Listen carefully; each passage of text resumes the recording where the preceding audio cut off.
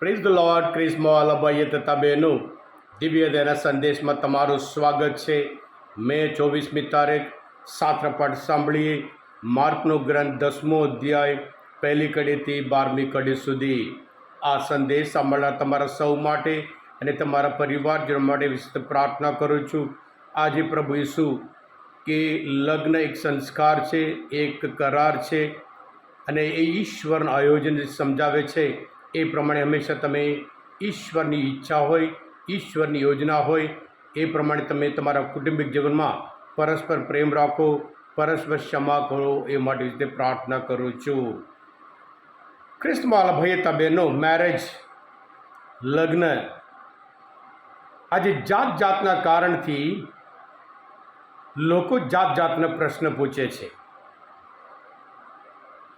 Marriage એ ઈશ્વરનું આયોજન છે. Marriage એ કરાર છે, એક અતૂટ બંધન છે. આજે આ અતૂટ બંધનના વિરુદ્ધ લોકો જાત જાતના પ્રશ્ન પૂછતા હોય છે.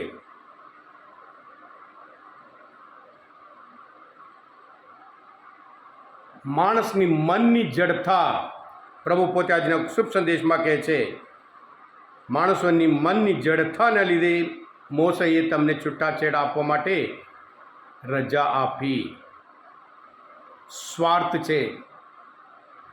આજે દુનિયામાં જેટલા પ્રોબ્લેમ છે એ બધાનું કારણ મનની જડતા, સ્વાર્થ. એ હિંસા હોય, એ યુદ્ધ હોય, અત્યાચાર હોય, અધર્મ હોય, આ બધાનું કારણ મનની જડતા, સ્વાર્થ. પણ લગ્ન જીવનનો આધાર, લગ્ન સંસ્કારનો આધાર એ પ્રેમ અને ત્યાગ છે. આજે સામાન્ય એક ગેરસમજના લીધે છૂટાછેડા,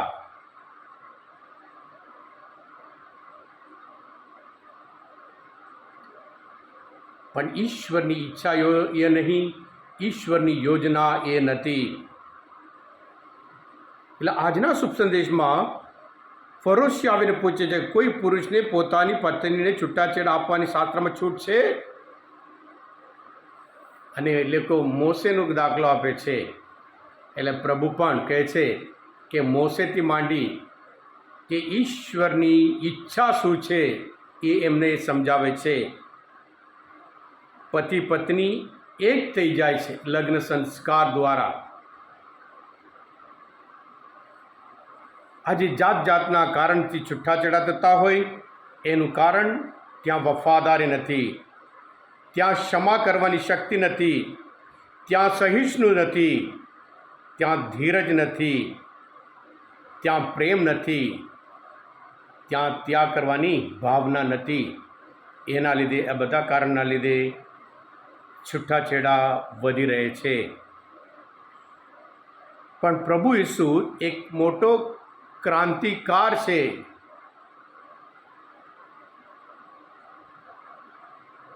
એ વિચાર રજૂઆત કરે છે કે માણસ એકલો રહે સારું નથી. એ પતિ ઈશ્વર એમને નર અને નારી તરીકે સર્જ્યા હોય અને તેઓ હંમેશા પરસ્પર પ્રેમ રાખે, ક્ષમા કરે, બંને પ્રત્યે એકબીજા પ્રત્યે સહિષ્ણુ, સહનશીલતા રાખે,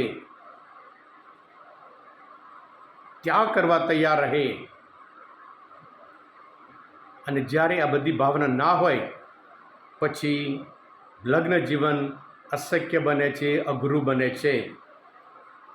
હા કૃષ્ણવાલા ભાઈ હતા બહેનો, લગ્ન એટલા માટે છે, પતિ પત્ની, ઈશ્વર પોતે સર્જનહાર છે અને એ સર્જનના કાર્ય માણસના હાથમાં સોંપે છે. તેઓ બંને એક થઈ જાય છે. એક દરેક લગ્નમાં પતિ પત્ની અને ઈશ્વર, અને પછી એનું પરિણામ બાળક છે. એટલે માણસો જ્યારે સ્વાર્થ બને આ બધું ભૂલી જાય છે.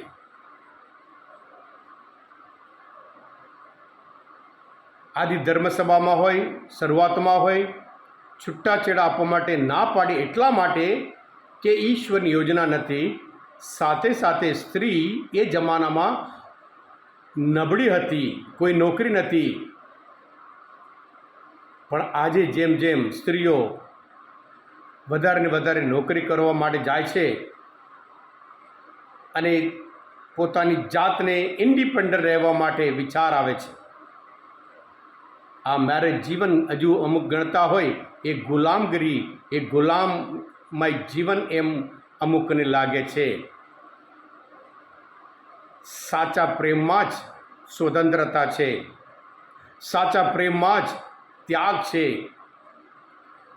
એટલે ઈશ્વરની ઈચ્છા વિરુદ્ધ માણસો ના જાય એટલા માટે વિશે પ્રાર્થના કરીએ.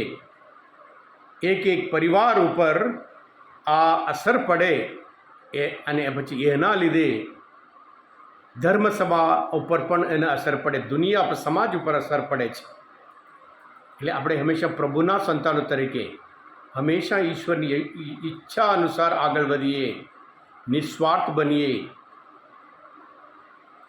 પ્રભુ ઈસુ આપણા ઉપર પ્રેમ રાખ્યો હોય અને એ જ રીતે આપણે પણ હંમેશા પરસ્પર પ્રેમ રાખીએ, જેથી કરી ઈશ્વરની ઈચ્છા મુજબ એક એક મેરેજ અખંડ રહે. બાઇબલમાં એ પણ કહેવામાં આવે છે જેવી રીતે ઈશ્વર ધર્મસભા ઉપર પ્રેમ રાખે છે એમ પતિ હંમેશા પત્ની ઉપર અને પત્ની પતિ ઉપર હંમેશા પ્રેમ રાખે. આ વિચાર સાથે આપણે પણ હંમેશા પ્રભુ આપણે દુનિયાના દીવા કહ્યું છે હોય, આપણે જીવન દ્વારા લગ્ન જીવન દ્વારા દુનિયાના દીવા તરીકે જીવીએ. આપણે જીવન દ્વારા હંમેશા પ્રભુનો પ્રકાશ ફેલાવીએ. Thank you. God bless you all. હા કૃષ્ણવાલ ભાઈ હતા બહેનો, આ મનન ચિંતન શાસ્ત્રપાઠ સમજવા માટે ઈશ્વરની યોજના, પ્રભુ ઈસુની જે આયોજન સમજવા માટે મદદરૂપ થયા હોય, દિવ્યદાન સંદેશ તમે પોતે સબસ્ક્રાઈબ કરજો અને બીજા માટે પણ ફોરવર્ડ કરજો, જેથી કરી તેમને પણ ખબર પડે કે આ ઈશ્વરની ઈચ્છા છે અને જે ઈશ્વરની ઈચ્છા વિરુદ્ધ જાય તેવો માણસો સુખી જીવન જીવી નહીં શકે. પ્રભુ ઈસુ, હું તમારામાં વિશ્વાસ રાખું છું.